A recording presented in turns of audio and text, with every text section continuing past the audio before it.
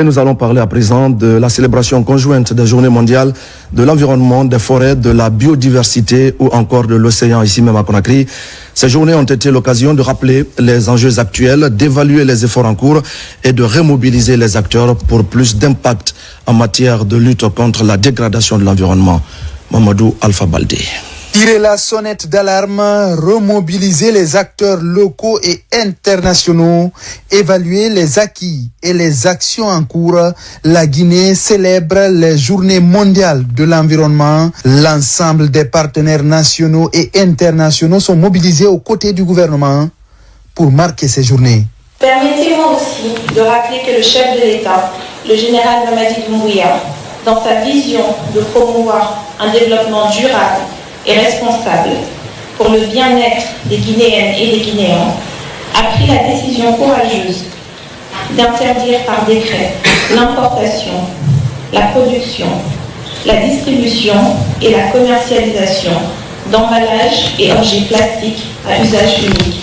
Dans le cadre de la conservation de la biodiversité, une réforme est engagée visant l'extension des aires protégées de 17 à plus de 28% du territoire national et la création d'un fonds fiduciaire pour financer durablement la conservation des espaces terrestres et marins.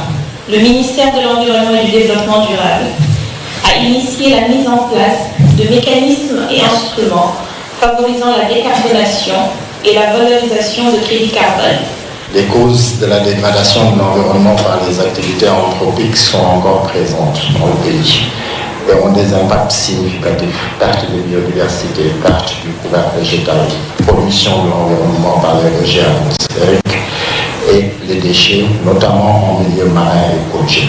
La Banque mondiale continuera à accompagner la Guinée dans l'atteinte de ses objectifs de développement durable. Des panels sur la lutte contre la déforestation, la gestion des aires protégées, la création de marchés carbone local ou encore l'application de l'accord de Paris 10 ans après sa signature seront animés. Le président considère l'environnement non seulement comme un héritage à préserver pour les générations futures, mais aussi comme un acteur essentiel de notre croissance économique et de la stabilité de notre écosystème. C'est sous son impulsion que notre pays s'engage à promouvoir une approche intégrée et stratégique de la gouvernance environnementale en écho aux engagements internationaux auxquels la Guinée a librement souscrit. Les indicateurs environnementaux mondiaux sont alarmants. Le monde entier assiste à une dégradation accélérée des écosystèmes, à une perte sans précédent de la biodiversité, à une pollution généralisée, notamment celle plastique. En Guinée, nous ne sommes pas épargnés de ces fléaux. Nos forêts s'amenuisent, nos cours d'eau se fragilisent, nos sols également se dégradent, nos villes étouffent sous le poids des déchets plastiques. Il serait irresponsable, dans ce contexte, de tourner le regard. Je dois dire que là où certains voient un péril, nous choisissons de voir un appel à l'action. La Guinée, avec sa riche biodiversité, compte agir avec l'engagement de tous pour une Guinée verte et durable au bénéfice de toute la sous-région.